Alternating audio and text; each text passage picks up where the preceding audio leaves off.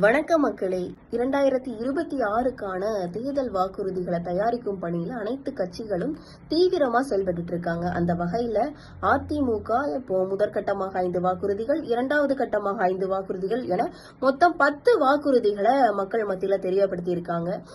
இன்னைக்கு பாத்தீங்க அப்படின்னா முதலமைச்சர் மு.க.ஸ்டாலின் அவர்கள் ஒரு இன்ப அதிர்ச்சி கொடுத்திருக்காங்க. உதவித்தொகை வாங்கும் அனைத்து மகளிர்களுக்கும் 5,000 ரூபாய் அவர்களுடைய வங்கி கணக்குல வரவு வைக்கப்பட்டிருக்கு. இந்த 5,000 ரூபாய் எதற்கு அப்படின்னா, இந்த தேர்தல் நேரங்கள்ல உரிமை தொகையை முடக்கிறதுக்கு உண்டான வேலைகளை எதிர்கட்சியினர் பண்றாங்க. அதனால பிப்ரவரி, மார்ச், ஏப்ரல் 3 மாதத்திற்கான உரிமை தொகை பிளஸ் கோடை காலத்தினுடைய உதவித்தொகை 2,000 ரூபாய் அப்படின்னு சொல்லிட்டு முதல்வர் அவர் சொல்லியிருக்காங்க. அது மட்டும் இல்ல, அவர்கள் மீண்டும் ஆட்சிக்கு வந்தா 1,000 ரூபாய் அப்படின்ற கூடிய உதவித்தொகைய 2,000 ரூபாய் உயர்த்தி கொடுக்கப்படும் அப்படின்னு சொல்லியிருக்காங்க. இதையேதான் முதலிலேயே எடப்பாடி பழனிசாமி அவர்கள் 2,000 ரூபாய் கொடுக்கப்படும் அப்படின்னு சொல்லியிருக்காங்க. இப்போ எடப்பாடி பழனிசாமி அவர்கள் திமுகவில கடுமையான விமர்சனத்தை வைக்காரு.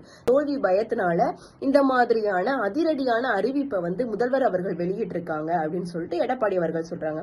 இன்னொரு புறம் பாத்தீங்க அப்படின்னா, விஜய் அவர்கள் இவ்வளவு நாள் கோடை காலம் வரலையா, அப்பெல்லாம் கொடுக்கல அப்படின்னு சொல்லிட்டு விஜய் அவர்களும் திமுகவை கடுமையா சாடி இருக்காங்க. இப்போ அரசியல் களம் அப்படின்றது ரொம்பவே சூடு பிடிக்க தொடங்கியிருக்கு. ஏன்னா இன்னைக்கு விஜய் அவர்கள் சேலத்துல பேசின அந்த பேச்சுகளும் மக்கள் மத்தியில ஒரு மிகப்பெரிய கவனத்தை ஈர்த்திருக்கு அப்படின்னு சொல்லிட்டு ஒரு சில அரசியல் விமர்சகர் சொல்றாங்க. அவர்களும் தேர்தல் வாக்குறுதிகளை தயாரிக்கிற பணிகள்ல ஈடுபட்டு இருக்காங்க அப்படின்னு சொல்லிட்டு விஜய் அவர்களும் குறிப்பிட்டு சொல்லியிருக்காங்க. அனைத்து கட்சியும் தேர்தல் வாக்குறுதிகளை மக்கள்கிட்ட எப்படி கொண்டு சேர்க்க போறாங்க அப்படின்றதுதான் இப்போ மக்கள் மத்தியில மிகப்பெரிய எதிர்பார்ப்பா இருக்கு. ஏன்னா 2021ல திமுக ஆட்சிக்கு வரதற்கு மிகப்பெரிய ஒரு முக்கிய காரணமா இருந்ததே தேர்தல் வாக்குறுதி அப்படின்னு நம்ம சொல்றோம். தொடர்ந்து நம்ம அது ரிலேட்டடா பல விஷயங்களை விவாதித்துட்டு இருக்கோம். கண்டிப்பா அந்த வகையில இப்ப இவர்கள் கொடுக்கக்கூடிய எல்லா வாக்குறுதிகள் மக்கள் எப்படி எடுத்துக்கிறாங்க அப்படின்றது 26 சட்டமன்ற தேர்தலுக்கு பின்புதான் நமக்கு தெரியும். மக்கள் அந்த தேர்தல் வாக்குறுதிகள்லாம் எந்த அளவுக்கு கவனத்துல வச்சிருக்காங்க அப்படின்னு சொல்லிட்டு.